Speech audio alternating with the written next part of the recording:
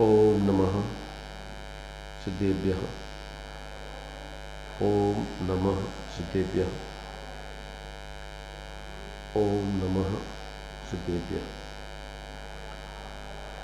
मंगलम भगवान वीरो मंगलम गौतमो गणी मंगलम कुंद कुंदाढ्यो जैन धर्मोस्तु मंगलम सर्वमंगल मांगल्यम सर्वकल्याणकारकं प्रधानं सर्वधर्माणां जैनं जयतु शासनं जैनं जयतु शासनम्। श्री अरहंत सदा मंगलमय मुक्ति मार्ग का करे प्रकाश मंगलमय श्री सिद्ध प्रभु जो निज स्वरूप में करे विलास। मंगल शुद्धात्म के मंगल साधक साधु पुरुष को सदा साधु पुरुष की सदा शरण हो। धन्य घड़ी वह धन्य दिवस जब मंगलमय मंगलाचरण हो।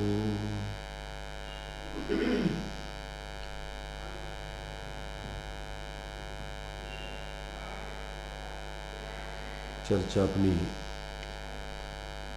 परमानंद स्तोत्र के माध्यम से चल रही है। इसमें आचार्य देव ने उस परम आनंद का जो स्रोत है वो जिस स्वरूप के अवलंबन से प्रकट होता है उस स्वरूप की यहाँ पर चर्चा करके और उस स्वरूप की सिद्धि करने की प्रेरणा दी गई है। अभी अपना यहाँ पर दूसरे नंबर का श्लोक तक की चर्चा हो गई थी।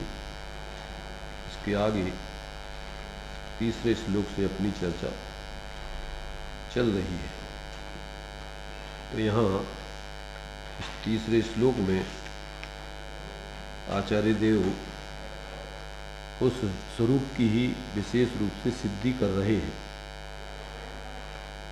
तो इस तीसरे श्लोक में निर्विकारम निराबाधम सर्वसंग विवर्जितम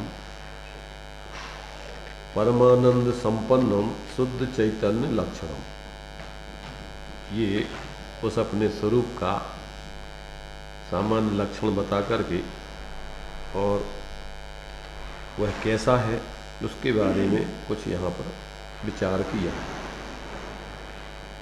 इसमें दिया है कि वो निर्विकार है, निराबाध है, सर्व संग से रहित है और परमानंदमय है। ऐसा वो चैतन्य लक्षण को धारण करने वाला प्रत्येक आत्मा का स्वरूप जानना चाहिए। इसका जो हिंदी पद्य दिया हुआ है उसका निर्विकार बाधा से हीन बाह्य अभ्यंतर संग विहीन परमानंद संयुक्त महान शुद्ध चेतना लक्षणवान। अब इसमें अपन को समझने लायक क्या है वो बात यहाँ पर अपन को विशेष रूप से समझना चाहिए। तो अब वो चूँकि देखो इसमें जितना भी कथन किया जाता है उसमें अनेकांत दृष्टि से जो वस्तु का स्वरूप है उसको पहले बताया है और फिर उस स्वरूप को बताने के लिए उन दृष्टिकोणों को अपनाया जाता है जैसा वह स्वरूप है। तो चूँकि वो कथन जितना भी किया जाएगा वो सब व्यवहार में किया जाएगा, भेद प्रभेद आदि के माध्यम से किया जाएगा, क्योंकि अभेद वस्तु तो अनुभवगम्य है। बिना अनुभव के उस वस्तु का स्वरूप अपने ज्ञान में पूर्ण रूपेण आता नहीं। जितने भी कथन किए जाते हैं वो सब सापेक्ष रूप से होते हैं। तो जब तक उनकी सही अपेक्षाओं को समझकर और वस्तु का परोक्ष ज्ञान में पहले ठिकाना करें और फिर इसके बाद अपने उस चैतन्य लक्षण से अभेद वस्तु को ग्रहण करके निर्विकल्प होकर उस वस्तु का स्वरूप वास्तव में यथार्थ रूप से प्रमाण ज्ञान में जाने। तो पहले तो नयों के दृष्टिकोण से उसको अपन व्यवहार से समझते हैं और फिर इसके बाद अपने उस अभेद स्वरूप में ढल करके ज्ञान में निर्विकल्प होकर के पक्षातिक्रांत होकर उसका अनुभव किया जाता है। तो इसी बात को यहाँ पर ये आचार्य देव समझा रहे हैं। तो इसमें जो अपने लिए विशेषण दिए हुए हैं कि वो निर्विकार है, बाधा से रहित है, बाह्य अभ्यंतर परिग्रह से रहित विहीन है, रहित है और परमानंदमय है। ऐसा वो चैतन्य असाधारण उसका गुण है। उस चेतना लक्षण से उसको पहचाना जाता है, उसको जाना जाता है। तो इतना जो है इन्होंने सामान्य रूप से उसको बता दिया है। अब चूंकि ऐसा आत्मा परमार्थ से तो प्रत्येक आत्मा का स्वरूप यही है, परंतु आज तक ये जीव चूंकि संसार दशा में इस कर्म संयुक्त शरीर आदि संयुक्त और बहिर्मुक्ता वाला जीवन, अज्ञान वाला जीवन जीते हुए निरंतर मोह राग द्वेष करते हुए और संयोगों में मूर्छित होकर के जी रहा है। तो ये अपन को यहाँ पर अभी तो ये बात यहाँ पर अपन को यहाँ पर बताई गई है। तो अब इसको अपन को यहाँ पर पहले तो देखो सविकल्प दशा में इसको समझना है। देखो आत्मा में परस्पर अनंत विरोधी धर्म है और अनंत ऐसे गुण धर्म शक्तियाँ आदि उसमें जो विद्यमान है और उसका कार्य निरंतर चल रहा है। तो पर्याय में उसका अनादिकाल से परिणमन भी हो रहा है। अब चूंकि पर्याय में उसका जो अनादिकाल का परिणमन हो रहा है वो बहिर्मुक्ता रूप हो रहा है। किस रूप में चल रहा है? वो बहिर्मुक्ता रूप परिणमन चल रहा है। आज तक उसके लिए अंतर में अपना जो ऐसा स्वरूप है उस स्वरूप का उसका लक्ष्य और अनुभव नहीं किया है, इसलिए उसको ये स्वरूप समझाना पड़ रहा है। अगर ऐसा स्वरूप जैसा इसमें बताया गया है वैसा ही वास्तव में पर्याय में उसके अनुभव में आ रहा हो तो उसको समझाने की जरूरत है ही नहीं। जैसा उसका स्वरूप मूल में है वैसा ही वो अनुभव कर रहा हो तो उसके लिए समझने और समझाने का काम कहाँ रहा? पर तो उसका आनंदमय जीवन चल ही रहा है। परंतु ये चूंकि अनादिकाल से उसका ऐसा जो मूल स्वरूप है उसके ज्ञान में अनुभव में नहीं है, इसलिए उसको ऐसा स्वरूप बता करके और अनुभव करने की प्रेरणा दी गई। अब चूंकि वो मात्र विकल्पात्मक ज्ञान में उसका अनुभव होता नहीं, कुछ निर्णय परोक्ष रूप में अनुमान आदि रूप में आगम से, युक्ति, तर्क से, उपदेश आदि से होता है। अब वो जब तक अनुभव नहीं हो तब तक वो अपने स्वरूप की कहते हैं यथार्थ अपने ज्ञान में भाषित नहीं होती, तो वो जीव भ्रम में ही रहते हैं फिर। तो अब यहाँ पर बहुत बड़ी समस्या ये है कि पहले तो उसको सविकल्प ज्ञान में अपन ठिकाना करें और फिर उस चैतन्य लक्षण से लक्षित उस आत्मा को अंदर में ढल करके अभेद होकर के अनुभव करें, तब तो अपनी भ्रांति दूर हो। और वो अगर अपन नहीं करते हैं तो ये सब समस्याएं अनादिकाल से जो चल रही हैं वो चलती रहती। बाहर में जीव अनंत बार क्षयोपम ज्ञान में स्वरूप की चर्चाएं वगैरह सब कर लेता है।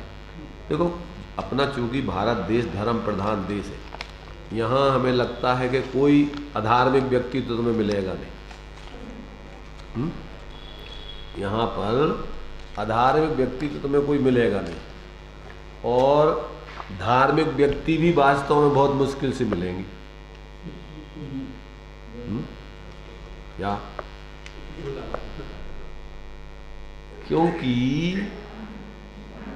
हर व्यक्ति चूंकि यहाँ धर्म प्रधान देश है, बिना धर्म के तो वो सोचता है कि अपना अधार्मिक जीवन वास्तव में जीवन ही नहीं है। तो अब हर व्यक्ति धर्म करता है। एक भिखारी भी है तो वो भीख मांगते हुए भी धर्म कराने की बात करता है। बाबूजी एक बीड़ी दे दो, कुछ दे दो, आपको धर्म होगा। हर व्यक्ति धर्म के नाम पर ही आज वर्तमान में ज़्यादातर यहाँ जो कुछ भी जीवन चल रहा है उसका वो धर्म के माध्यम से ज़्यादातर चलता है।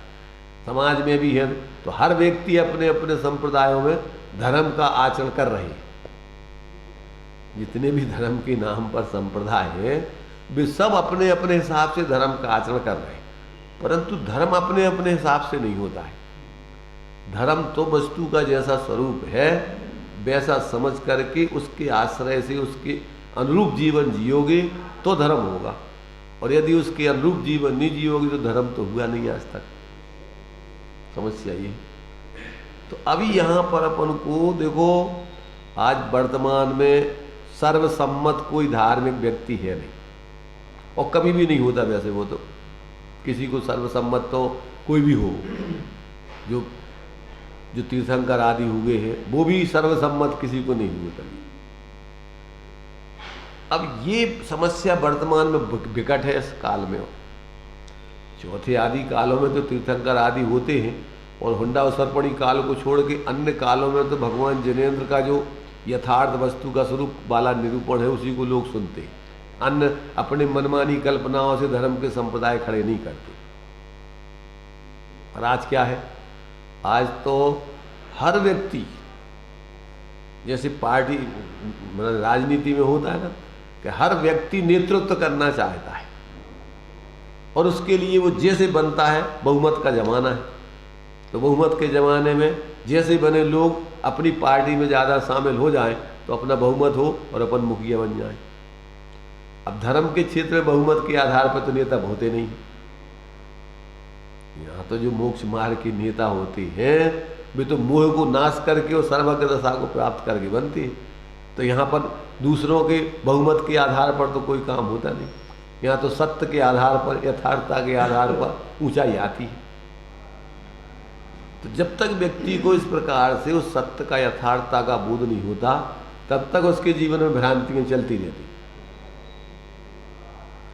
तो अब यहाँ अपन को ये समस्या जो चल रही है, इस समस्या का जब तक अपन निराकरण सही ज्ञान में नहीं कर लें और जब तक अपन सही स्वरूप से जुड़ कर के अनुभव के मार्ग पर नहीं चलें तब तक अपने लिए भ्रांति दूर होती नहीं।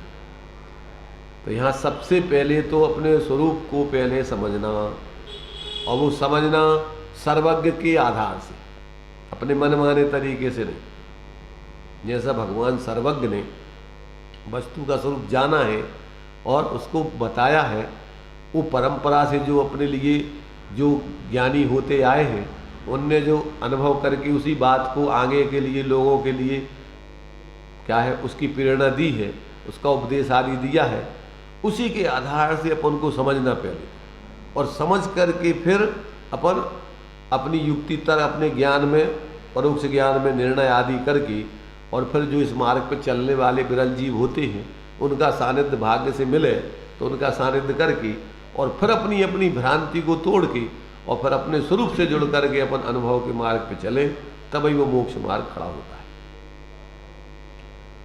तो अभी देखो इसमें जो अभी अपन ने जो पढ़ा है कि निर्विकारम निराबाधम सर्वसंग विवर्जितम परमानंद संपन्नम शुद्ध चैतन्य लक्षण।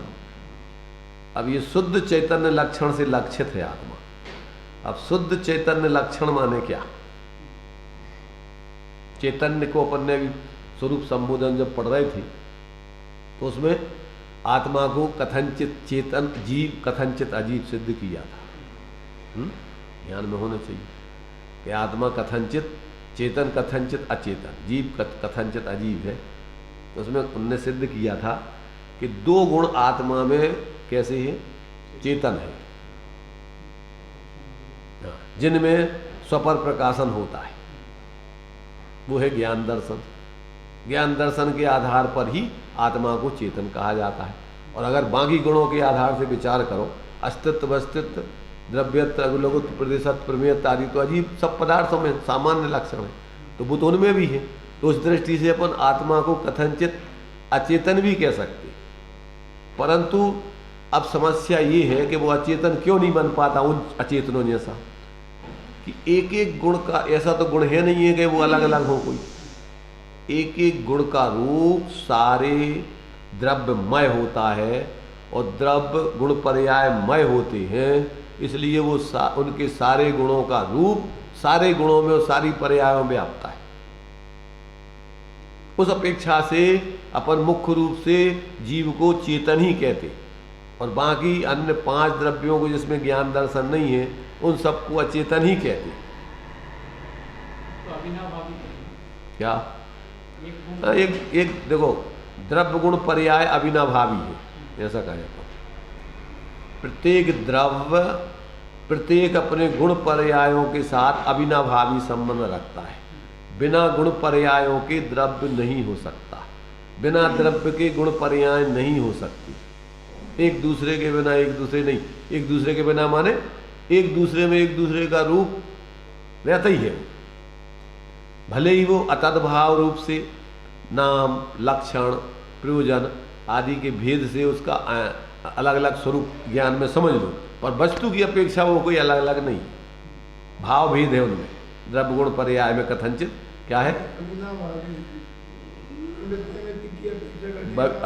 अविनाभावी। तो यहाँ पर अपने लिए परद्रव्यों वाला अविनाभावी संबंध नहीं समझना, यहाँ तो एक ही वस्तु में रहने वाला जो अतद्भाव रूप अविनाभाव संबंध है। भाव भेद की अपेक्षा, यहाँ वस्तु भेद की अपेक्षा, यहाँ पर निमित्त नैमित्तिक संबंध के आधार से, जैसे मान लीजिए कि जो विकारी परिणाम है तो बिना कर्म के उदय के नहीं होते, विकारी परिणाम कर्म के उदय से नहीं होते, पर बिना कर्म के उदय के नहीं होते। एक दृष्टि से वे कर्म के उदय के बिना ही होते।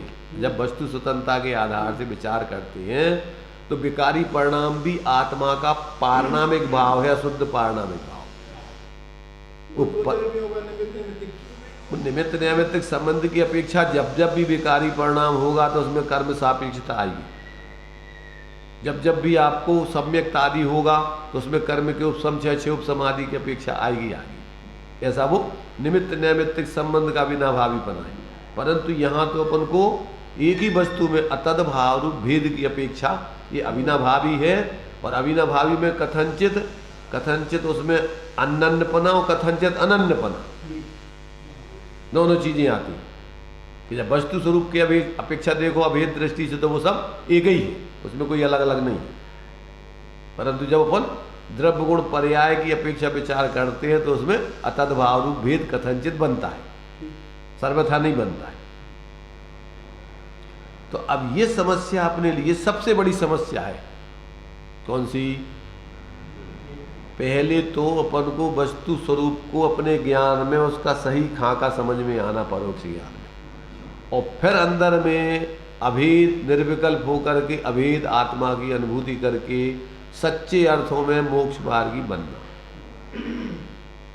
जब तक स्वरूप अनुभव नहीं होता तब तक मिथ्यात्व का नाश नहीं होता, तब तक आत्मा की अनुभूति नहीं होती, तब तक जीवन में यानी पर्याय में उसके धर्म प्रकट नहीं होता, शांति की गंध नहीं आती।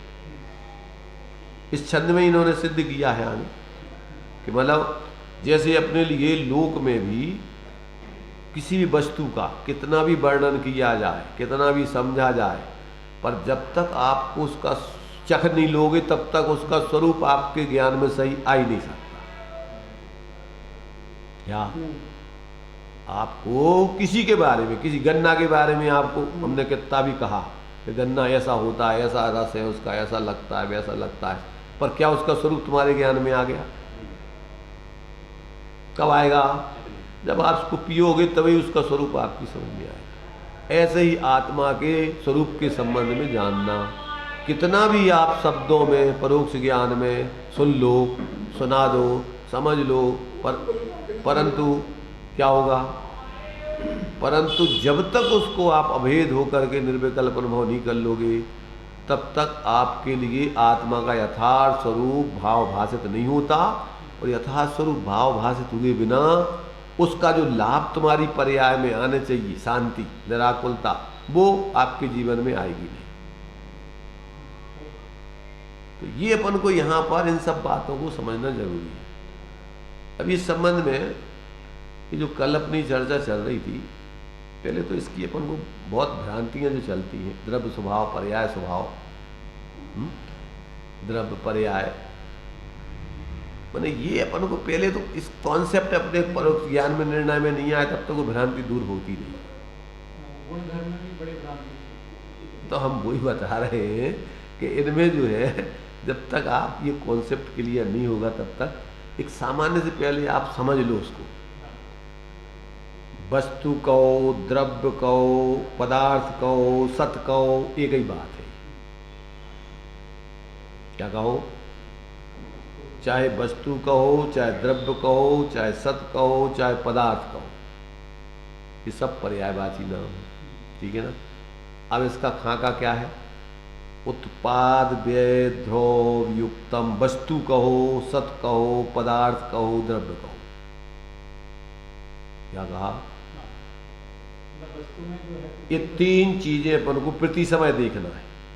प्रत्येक वस्तु में एक वस्तु है और उसके दो स्वभाव। दो स्वभाव नहीं, अभी उसको तीन स्वभाव ले रहे हैं। उत्पाद व्यय ध्रुव हो गए, पर अगर दो लेना है तो गुण पर्याय ले लो। गुण पर्यायवत द्रव्यम कहो अथवा उत्पाद व्यय ध्रुव युक्तम सत कहो। सत कहो, द्रव्य कहो, वस्तु कहो, पदार्थ कहो, ये कई बात है। सत, वस्तु, द्रव्य, अस्तित्व गुण के कारण उसी को सत कहते हैं। वस्तुत्व गुण के कारण से उसी को वस्तु कहते हैं। द्रव्यत्व गुण के कारण से उसी को द्रव्य कहते हैं। उसी को बोलने के पद के आधार पर उसी को पदार्थ कहते हैं। पद के अर्थ को पदार्थ कहते हैं। तो उस वस्तु को कहने का जो नाम है, जिसको अपन वस्तु कह रहे हैं, उस पद के आधार पर उसी को पदार्थ कह देते हैं। उस पद का अर्थ है वो पदार्थ। एक ही है चीजें। अब उसको गुण पर्याय मय कहो या उत्पाद में ध्रुव मय कहो। क्यों? कि पर्याय में दो चीजें एक साथ चलती हैं। पूर्व पर्याय का व्यय और नवीन पर्याय का उत्पाद। और गुण पने से अथवा द्रव्य पने, उसको अभी गुण पना ही कहो, अपन ध्रुव पना कहो, ऐसा कहो। अभी द्रव्य पना छोड़ दो अपन। अभी द्रव्य में अपन को वस्तु लो, सत लो, पदार्थ लो, ये लो। अभी समझ में नहीं आ रहा है ऐसे लोगों की क्या है कि जिस समय अपन को समझना है उस समय अपना काम दूसरा चलेगा, और जिस समय जब तुम्हारी समझ पैदा नहीं हुई, अब फिर बाद में प्रसन्न होते। इसकी समस्या तो यही है ना। तो क्या कह रहे, इसको समझ लें अपन ध्यान से कि ये दिमाग में पूरा फैक्टर पहले अपने दिमाग में आ जाना चाहिए। उसका खाका क्या आना चाहिए? द्रव्य कहो, वस्तु कहो, पदार्थ कहो, सत कहो। ठीक है? और उसमें तीन चीजें एक साथ चलती हैं। पूर्व पर्याय का व्यय चलता है, नवीन पर्याय का उत्पाद चलता है, और उसको जो है गुण पने से कहो या ध्रुव पने से कहो, ज्यों की त्यों रहती है। पर्याय सामान्य से कह दो तो पर्याय बिना द्रव्य नहीं होता है।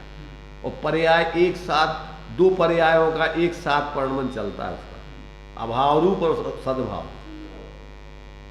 जब भी कोई अपन जैसे ऐसा सोचो कि व्यक्ति चल रहा है, चलते हुए व्यक्ति को देखना है, तो एक पांव उठता है, एक रखा रहता है, एक उठता है, एक रखा रहता है, एक उठता है, एक रखा रहता है, एक उठता है, एक रखा रहता है, और व्यक्ति उसमें ध्रुव पने से ज्यों का त्यों रहता है।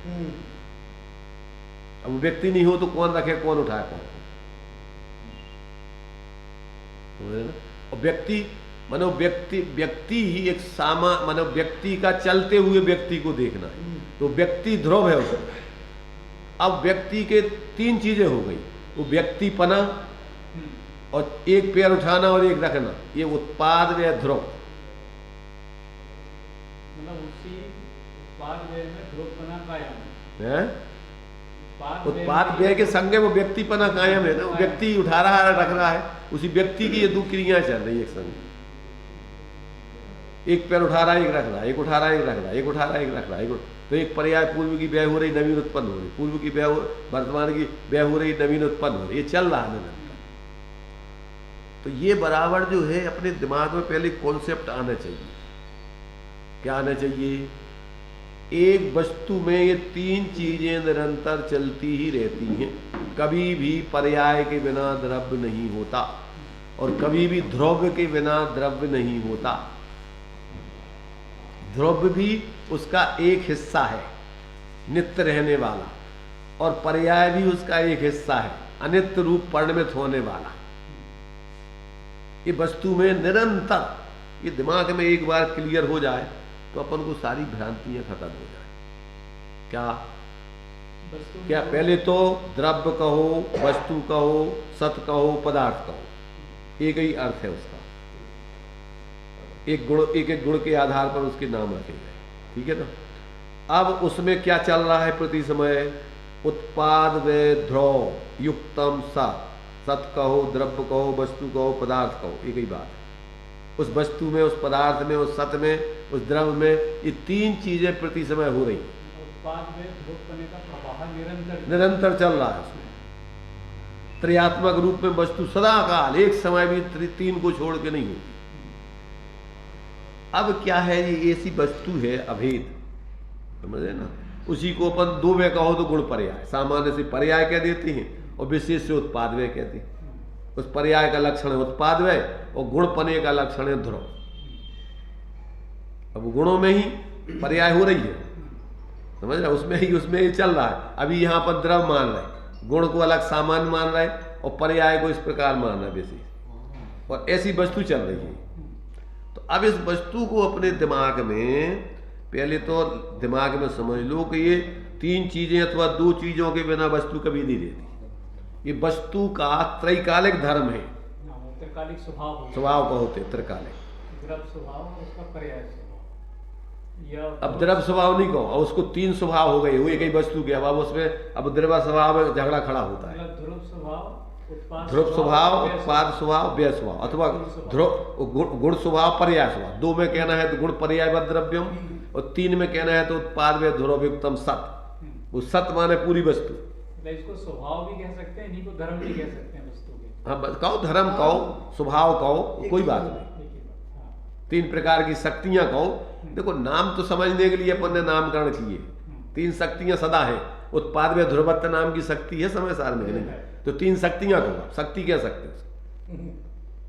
तो ये तो अपन क्या है कि इसमें बहुत ज्यादा अटक जाते। ये तीनों चीजों का कार्य निरंतर चल रहा है। उत्पाद नाम की शक्ति से प्रति समय नई पर्याय उत्पन्न हो रही है। व्यय नाम की शक्ति से प्रति समय पूर्व पर्याय व्यय हो रही है, और ध्रुव नाम की शक्ति से वस्तु एक सामान्य फिलो सामान्य रूप बनी हुई है। ये तीनों चीजें प्रति समय। अब समस्या कहाँ है, अपन को समझना ही है। अब समस्या यहां है कि जो उसकी पर्याय है, जिसमें उत्पाद व्यय हो रहा है, उसका अपनी ऐसी अभेद वस्तु पर लक्ष्य नहीं है। अपना पर्याय में ज्ञान की मुख्यता कर लोगे, अपने ज्ञान में स्वपर प्रकाशक पने की शक्ति है। तो क्या हो रहा है, अपना लक्ष्य जो ज्ञान का अनादि काल के छद्मस्त जीवों का, अभी चूंकि सर्वज्ञ दशा कभी संसार दशा में प्रकट हुई नहीं, अनादि काल से छद्मस्ती है, और संगी पंचेदिन नहीं हो तब तक समझने की व्यवस्था भी नहीं। तब तक तो असंगी जीवों को तो उपदेश आदि है ही नहीं। संगी जीवों में भी अब जिनकी मोह की कुछ कमी हुई हो और जिनको सत्य स्वरूप सुनने समझने के लिए मिलने का अवसर पुण्य से मिला हो, उन जीवों को अब ये निर्णय हो सकता है।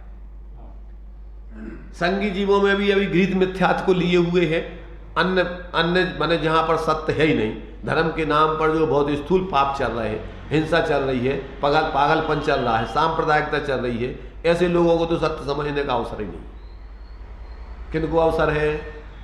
मोह नींद जब उपसमे तब कछु बने उपाय, तब सतगुरु देह जगाए। कौन को जगा सकते सतगुरु? जब तुम्हारा मोह मिथ्यात और कसाएं थोड़ी मंद हो और तुम सत्य समझने के लिए लालायत हो, तो अब तुम्हें सदगुरु मिले, सत्य को समझने वाले, जीने वाले। अब उनसे तुम्हें ये वस्तु स्वरूप मिले, समझने 6 द्रव्य 7 तत्वों को समझ करके, और फिर अपने को अपने स्वरूप में ही अपन को फिर ग्रहण करना है। पहले तो ये समझना कि अपनी सत्ता सबकी सत्ता अपनी अपनी है, कोई सत्ता किसी मिलती नहीं कभी।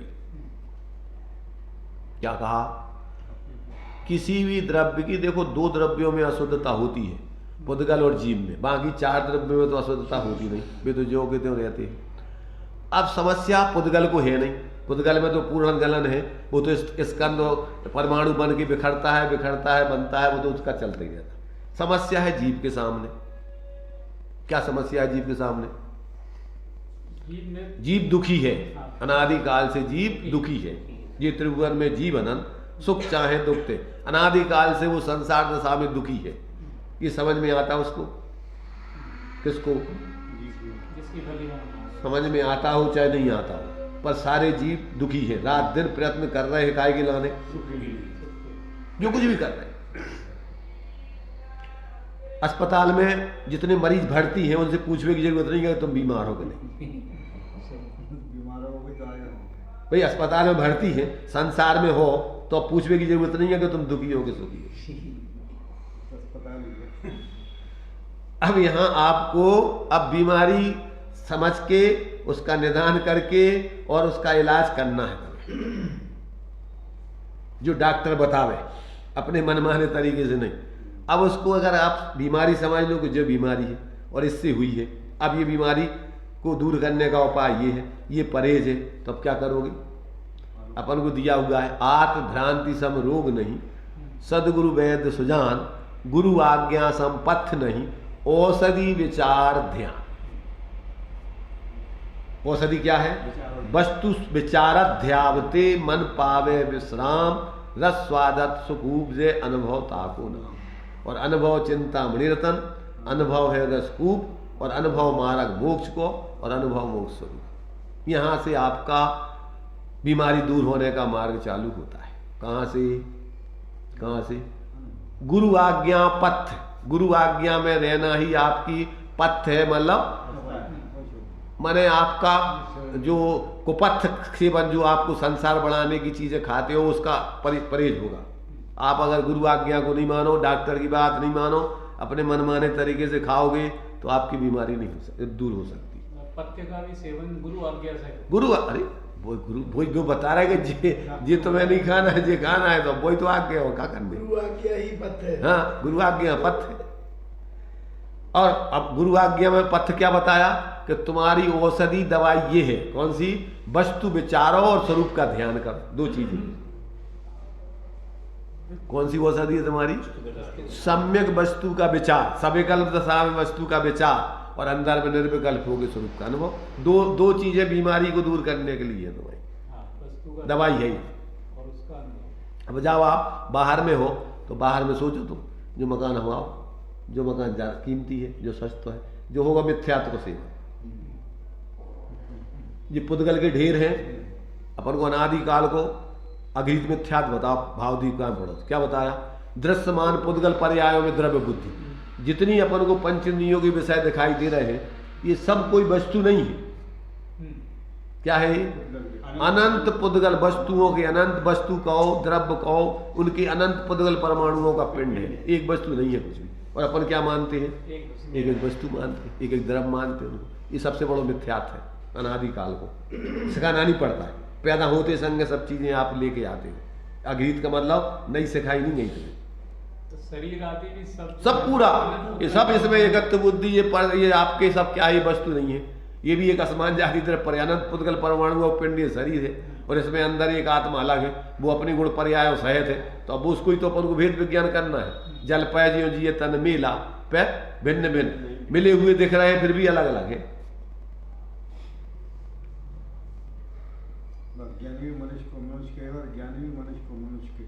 देखो अब पहले समझ लो, फिर क्या वो तो आगे की बात है। जब ये सब व्यवहार है, वो व्यवहार कब सही होगा? जब आपको निश्चय की प्राप्ति हो जाएगी। निश्चय पूर्वक व्यवहार है। जिसको निश्चय की प्राप्ति नहीं है उसका व्यवहार सम्यक नहीं है, उसका मिथ्या व्यवहार है, वो सब मूर्ता है उसकी। भाई एक के बिना दूसरा होते नहीं। जब निश्चय आपको वस्तु स्वरूप का निर्णय हो गया, और वस्तु स्वरूप का निर्णय, तो अब सब व्यवहार, आप जो कुछ भी है व्यवहार को व्यवहार समझो। मनुष्य को मनुष्य कहो, घर को घर कहो, अपना कहो, उससे कोई अंतर नहीं पड़ता। पर समझ लो कि अपना नहीं, औपचारिक लौकिक व्यवस्था है। जाए इतने जीवे के लाने अपन ने एक व्यवस्था बनाई है, वास्तव में तो एक परमाणु मात्र अपना नहीं है। पहले तो तत्व ज्ञान हो करके निश्चय से आपने समझ लिया, आमिक को खलु शुद्धो दंसन्नाण मय्यु सदारू भी ना भी अर्थ मज्जी किंची भी अन्नम परमाणु मित्तम भी। एक परमाणु मात्र भी यहाँ हमारा था नहीं, है नहीं, होगा नहीं।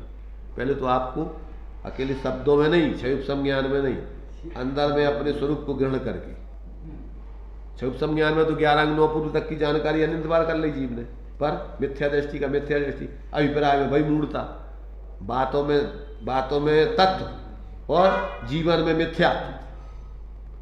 बातों में तत्व की बात है, अरे कोई काऊ को नहीं है, सब बेकार चीजें हैं संसार की, इसमें क्या रखा है। तो बातें तो सब कर लेते धर्म में, बिना देखो बिना जिनवाणी की सुने वाला भी मरघट पे जाते, कोई गाँव को नहीं है, वो भी कहता है, नहीं कहता क्या कि भैया कोई काई कोई नहीं है, सब बेकार है। और पाप के उदय में तो सब कहते ही है, जब अपने घर के लोग, अपनी पत्नी, अपने बच्चे, अपनी बहू, कोई अपनी आज्ञा का पालन नहीं करे, सब बेकार है, बेकार, कोई काल को कोई नहीं है। बैराग आ गया, उसको सही तत्व ज्ञान हो गया। कसाय से बोल रहा है, इसलिए बोल रहा है कि ये अपने अनुकूल हो जाए, और अनुकूल हो जाए, अरे मेरा बेटा, अरे मेरा सब तो ये सब क्या है, जीव ने छला है अपने को, किसी दूसरे को नहीं छला इसने। इससे कौन को छला तुमने? अब तुमने पहले तो बैराग की बात है ऐसी कर ली झूठी, और अंदर में अभिप्राय में खोट चल रही कि जी हमारे अनुकूल हो जाए। तो क्या है ये सब अपने को ठहरे ना। ऐसे ही कुंद आचार्य देव कह रहे कि भैया छल ग्रहण मत करना, समय सार पढ़ के तुम पंडित बन जाओ और बढ़िया उपदेश देने लगो, और अंदर में अपने को अपने रूप अनुभव नहीं करके, और बाहर में ही सब मान सम्मान ख्याति लाभ पूजा पैसा इकट्ठे करने में लगे रहो। ये क्या है? बातें करो बहुत ऊंची, और जीवन निकृष्ट नैतिकता से भी गिरा हुआ, किसको ठग रहे? इसलिए ये सब चीजें अपन को खुद स्वयं समझना है। जब व्यक्ति के जीवन में सत्य विश्वास हो जाता है, और जब जीने लगता है, रूह कांपती है एक एक विकल्प, मिथ्या विकल्प करने में। क्यों कि 70 कोड़ा कोड़ी सागर तक का बंद होता है मिथ्यात्व का। कितने भाव तक जाओगे 70 कोड़ा कोड़ी? एक पर्याय की आयु ज्यादा से ज्यादा 33 सागर होती है, और बंद कितना होता है? 1 करोड़ में 1 करोड़ का गुणा करो, और फिर 70 का गुणा करो, उसमें कितने हो जाएंगे भाई? सागर हो। अब बताओ कब तक निपटाओगे उनको? फिर तो इतनी समझ में आ जाए तो उसकी रूह कांपेगी कोई भी अंदर मिथ्या विकल्प और दुर्भाव करने में। ग्रहित तो खतरनाक है, अग्रहित उससे ज्यादा। अरे देखो भाई, जहर तो जहर है, खतरनाक अब गिरी तो रही, सब वो तो मिथ्यात है। सप्त व्यसनों से भी भयंकर पाप बताया मिथ्यात। तो अब अपन को अभी समझ में थोड़ी आता है इधर। अब ये जब तक अपनों पूरा दिमाग में कॉन्सेप्ट क्लियर नहीं हो, तो अपन अब कौन तुम्हें धर्म कराए बताओ? तुम मंदिर धर्म करा देगा, मूर्तियां धर्म करा देंगी, उपदेशक कोई धर्म, भगवान यहाँ तक कि भगवान तुम्हें धर्म करा देंगे। और तो छोड़ो, मूर्ति के तो छोड़ो, तुम वो तो बोलती भी नहीं है। जो साक्षात भगवान समूसण में होंगी वे तुम्हें धर्म करा देंगे। तुम अगर स्वयं नहीं समझो और स्वयं नहीं जियो तो तुम्हें धर्म करा देगा कोई? है? तुम सोचो कि बाहर में हम ताम झाम इकट्ठा करके बहुत बड़ा दिखा देवे, धर्म के नाम पे प्रदर्शन कर देवे, जैसे नेता लोग करते हैं अपनी शक्ति प्रदर्शन करने के लिए झूठी भीड़ इकट्ठी करके। ऐसे तुम भी झूठी भीड़ इकट्ठी करके झूठे बाहर के कार्यक्रम करके लंबे चौड़े अपने को धर्मात्मा बना लोगे? बना लोगे? धर्मात्मा बन जाओगे? थोड़े सोचो गंभीरता से, समझ रहे ना? थोड़ा सा समय है, थोड़े समय जितनी भी पुण्य का पापानुबंधी पुण्य का उदय होगा चल जाएगी तुम्हारी। आगे जा करके कहाँ पढ़ोगे कोई पूछने वाला नहीं है। कितनी देर ले रहना यहाँ? और यहाँ कौन कितने दिन तई पाप को उदय आ जाते हो, तई अपन देखो जेलों में चले जाते। बड़े बड़े बाबा जेलों में बैठे, जो जिनकी पूजा आज भी पागल लोग कर रहे हैं। जेलों में पूजा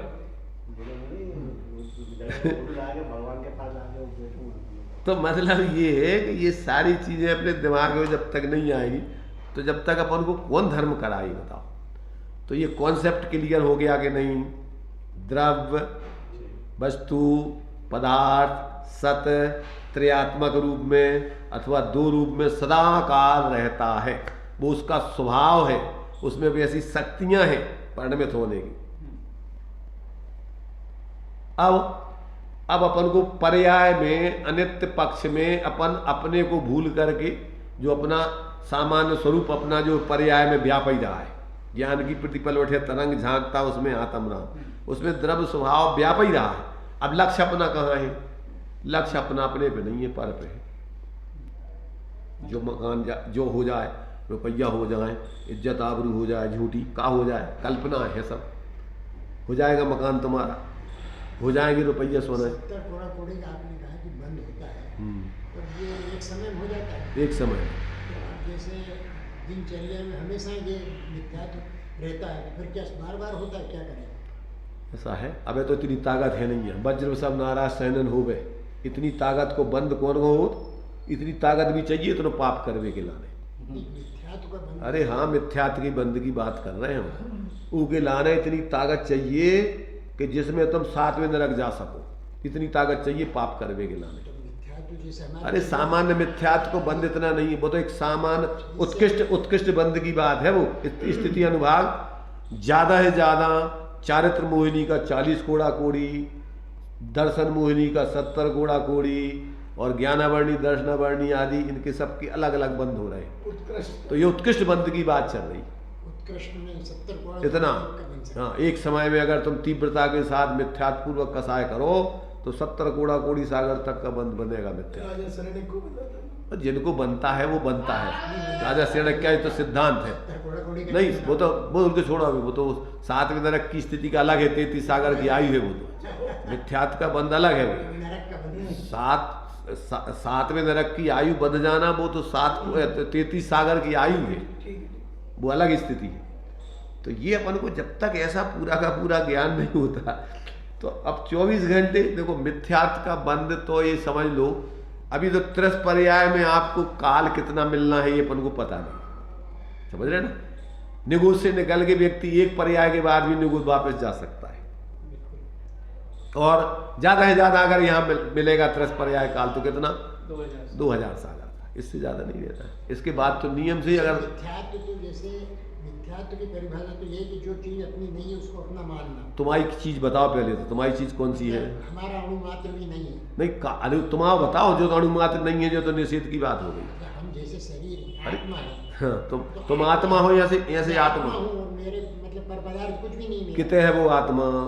है? कितने है? कहाँ रह रही वो? मैं स्वयं भी जो बोल रहा हूँ ज्ञान आत्मा, जो बोल रही है वो आत्मा नहीं बोलती है, और जो बोलने का विकल्प है वो भी आत्मा नहीं करती है। बोल शब्द देखो क्या है, अभी अपन को पता नहीं है। यही तो हम बता रहे हैं कि आत्मा रहती कहाँ है? अपनी गुण पर्यायों में, अपने उत्पाद व ध्रुव में, अपने स्वचतुष्टय में। अब अपन को वो समझ में आए कि अपने चतुष्टय कहाँ है, तो टोडामल जी ने जो लिखा कि अपने जो अमूर्तिक प्रदेश हैं, पुंज प्रसिद्ध है। ये शरीर नहीं, इस शरीर के अंदर अपनी आत्मा की अमूर्तिक सत्ता है। वो अमूर्तिक सत्ता आपको जब तक अनुभव में नहीं आएगी, और वो अमूर्तिक सत्ता का अनुभव होगा अतीन्द्रिय ज्ञान में, अंतर्मुखी ज्ञान में। अब वो जब तक अपन अंदर में सब बाहर के विकल्प छोड़ के, 5 इंद्रियों के विषयों का विकल्प छोड़ के, भेद प्रभेद के विकल्प छोड़ के, जब अंतर में आप उपयोग को अपने डुबोगे, एकाग्र करोगे, तो निर्विकल्प होकर सर्वांग निजात प्रदेशों से आत्मा का अनुभव होगा। और वो जब तक नहीं हो तब तक मिथ्यात्व गलता नहीं, तब तक शरीर में एकत्व बुद्धि छूटती नहीं। देह जीव को एक सबसे नजदीकी है ये, इसमें ही 24 घंटे प्राणपण से जीव लगा हुआ है, रात दिन काय के लिए काम कर रहा। किसमें जुड़ा हुआ है? जड़ पर झुक झुक जाता चेतन, रात दिन इसी शरीर की संभाल में रात दिन लगा हुआ है। सुबह से रात तक और रात से सुबह तक सब वही काम करता है, उठना बैठना सोना खाना पीना नहाना धोना, ये वो सब काय के लिए? आत्मा के लिए। कमाना धमाना काय के लिए? ये सब मतलब ये कि जो होता है स्वयं जगत परिणाम की ये सब बातों में है, विश्वास ही नहीं आ रहा। नहीं, विश्वास अनुभव में आता है, बातों में नहीं होता है विश्वास। विश्वास काहे होता? परद्रव्यंत भिन्न आप में रुचि अनुभूति पूर्वक हो, उसका नाम विश्वास है। विश्वास कोई आसमान में रखा क्या? जब तक ऐसा आत्मा का अनुभव नहीं हो तब तक विश्वास कहाँ से आ जाएगा? कौन दे देगा तुम्हें? विश्वास नाम ही नहीं पाएगा, कैसे फिर विश्वास हो जाएगा? ये तो बताओ। पर एक तरफ आप ये भी कहते हो कि शरीर अगर स्वस्थ रहे तो धर्म का ये सब कार्य हो। देखो क्या है, तो अपन को अभी इसका भी ध्यान रखना पड़ेगा कि नहीं? सुनो क्या है, बहुत स्थूलता में आ जाते बहुत जल्दी। तुम्हारा क्या है तुम्हारा विषय जो है बहुत जल्दी बदल जाता है। अभी विषय इतना सूक्ष्म चल रहा है, इतना महत्वपूर्ण चल रहा है कि मोटी मोटी बातों की तो ज़्यादा होते चर्चा का काम ही नहीं होता कभी। अरे भाई, अपन को ये शास्त्रों में जितने कथन होते हैं सब नए विवक्षा से होते हैं, और नए विवक्षा अपन को पता नहीं है। ये सब उपचार के कथन है या सद्बुद्ध व्यवहार के कथन है। तुम स्वस्थ रखने से शरीर को स्वस्थ रख सकते हो? चलो बताओ हमें। तो फिर अब क्या स्वस्थ रखोगे तुम? तो टोडामल जी ने लिखा कि नहीं कि धर्म साधना करो, पुण्य का बंध साथ में होगा, और स्वस्थ रहेगा शरीर, तुम्हारा कोई बाल बांका नहीं करेगा। और तुम धर्म नहीं करोगे और शरीर के स्वस्थ रखने में लगे रहोगे, पाप का बंध होकर के, और तुम्हारे लिए ऐसी बीमारी आएगी कि मर जाओगे, डॉक्टर ही मना कर देंगे हमारे बस की नहीं है। उल्टी उल्टी बुद्धि अपनी है। स्वस्थ रखने का उपाय भी स्वस्थ रखने का उपाय भी धर्म आराधना है। लिखा उन्होंने टोडामल जी ने कि अगर धर्म आराधना करेगा तो तेरे लिए पुण्य के उदय से व्यवस्थाएं क्यों नहीं बनेगी, और नहीं बनना है तो बाहर की व्यवस्थाओं में उपयोग लगाएगा तो कहां से बनेगी? पाप के भाव से। अरे वो दिया है कि जो धन कमाने आदि का जो है मूड उसको दिया ना कि ले पापी, तू धन संपत्ति सब कुछ मानता है, उसको पापी कहा। तेरे लिए धन की महिमा आ रही, तेरे लिए बाहर की महिमा आ रही। अरे धर्म से सब कुछ होगा। धर्म करत संसार सुख, धर्म करत निर्माण। अगर धर्म साधना करोगे तो सहचरभूत तुम्हारा पुण्य तो इतना ढेर लगेगा कि तुम्हारे लिए वज्र सब नारायण का शरीर मिलेगा, और बाहर के पुण्य ढेर लगेंगे कि तुम क्या करोगे, तुम क्या चाहोगे उसको। तो अपन को पता ही नहीं। अभी लौकिक जीवन का भी रहस्य अपन को पता नहीं कि जो लौकिक जीवन आपको कहाँ से अच्छे से मिलेगा।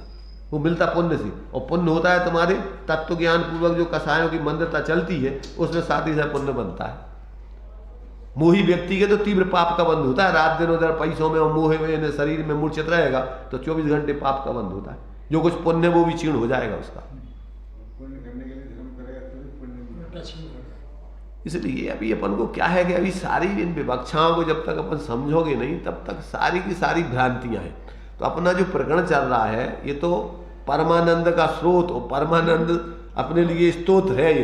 ये तो अपने उस स्वरूप की मूल स्तुति है और स्वरूप के आश्रय से प्रकट होने वाले आनंद के स्रोत है। सर्वांग निजात प्रदेशों से अमृत की झरनों की बात चल रही है। तो ये जो है इसमें थोड़ा सा जैसे अभी आपने गुण पर्याय का स्पष्ट कर देखो इसका थोड़ा सा फैक्टर और जो विषय रह गया उस परस्पर विरोधी धर्म को थोड़ा सा अरे हम ये कह रहे देखो अभी अपन ने जो पढ़ा ध्रुव और उत्पाद व्यय परस्पर विरोधी तो है। वस्तु तो वही दो ही धर्ममय तो है। और वस्तु कैसे कह रहे हो? जब ध्रुव कह रहा है और उत्पाद व्यय कह रहा है, नित्य कह रहा है अनित्य कह रहा है, तो ये परस्पर विरोधी। और विरोधी क्या कहलाता है? वस्तु है वो तो दोनों अनंत परस्पर अनंत विरुद्ध धर्मात्मक पूरी वस्तु है वो तो। इसको छोड़ के वो है क्या वस्तु है? अपन उसमें पढ़ते हैं समय सार जी का कलश दिया समय उन्होंने अमृतचंद अनंत धर्मणस तत्वम पश्यंती प्रत्यगात्मन अनेकांत मई मूर्ति नित्य में प्रकाशताम। और वस्तु है कौन सी चीज? उसी का पिंड तो वस्तु है अनंत धर्मों का। और वस्तु के है क्या हो गया? तो इससे अलग और वस्तु क्या? परस्पर विरोधी वो तो स्वभाव है, द्रव्य स्वभाव पर्याय स्वभाव, परस्पर विरोधी तो है। मतलब जैसे नित्य अनित्यपना है जो विरोधी है। नित्यपने का परिणाम निरंतर चल रहा है, अनित्यपने का परिणाम निरंतर चल रहा है। ऐसे एक पना अनेकपना वही एक पना अनेकपना भेदपना अभेदपना वो सब पूरी वस्तु समय है। वो तो उसको छोड़ के वस्तु है क्या? वो गुणों का जो परिणाम वही पागलपन में वही गुणों के परिणाम में आ गए, वही द्रव्य के परिणाम में आ गए। गुणों का परिणाम क्या है? पर्याय का परिभाषा बताओ।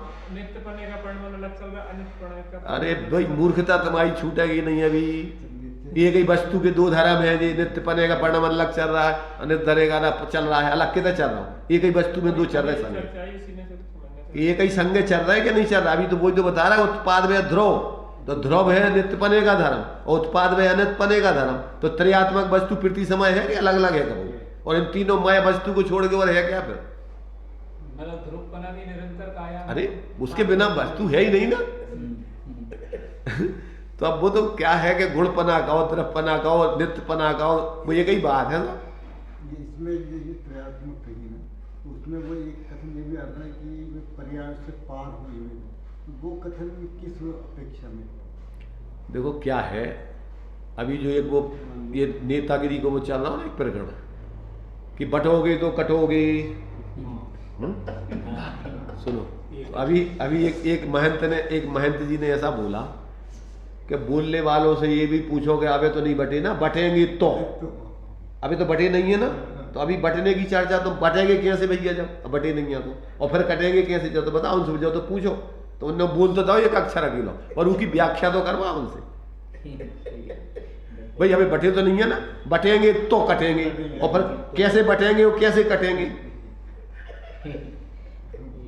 उन महंत जी ने कही कि उनसे जिनने वो बोलो है सूत्र, उनसे पूरी व्याख्या तो करो, आप व्याख्या की अपेक्षा रखता है सूत्र, ऐसे सूत्र तो कोई की समझ में आएंगे नहीं कि क्या कह रही तुमने।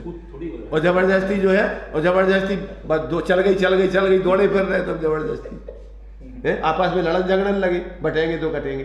अरे बटे तो नहीं है ना, ऐसी वस्तु बटेगी तो कटेगी, मरेगी। अब वस्तु पहले तो भैया कैसे बटेगी वस्तु, भाई वस्तु उत्पाद में ध्रुवात्मक, नित्य नित्य धर्म अनंत धर्मात्मक, अब वस्तु में से कैसे अलग हो करोगे तभी नहीं, पहले तो बटना ही नहीं है ना उनको, फिर कैसे कट जाएगी वो अलग अलग कैसे हो जाएगी।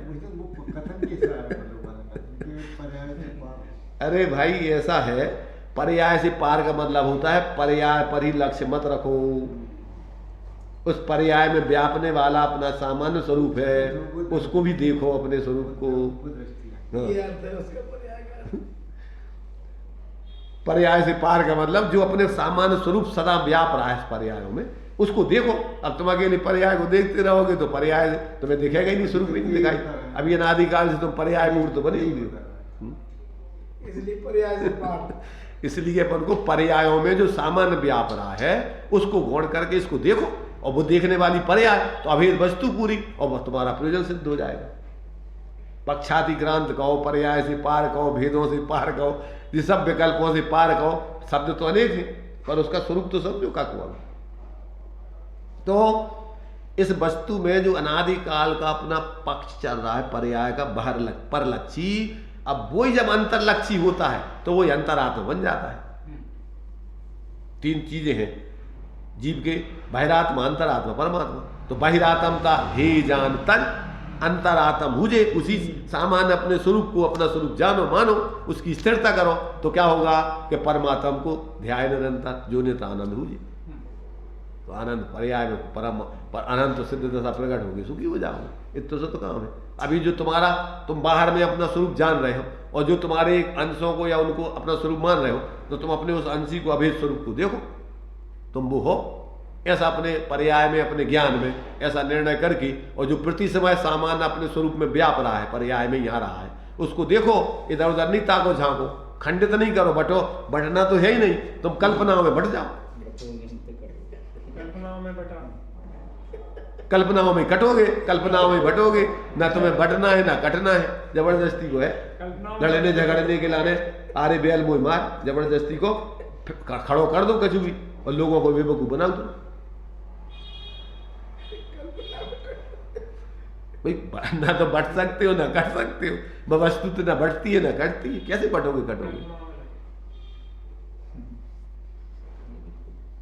तो ये सब चीजें अपन को जो है बहुत ही समझने की हैं, और समझ करके फिर कल्पनाएं छोड़ के यथार्थता में जीने की है, उसमें अपन को आनंद है। अपना टाइम हो गया होगा लगभग, चलो ठीक है, चलो बाद में देखेंगे, चलो बाद में देखेंगे। दूसरी नहीं है ये मूवी। चलो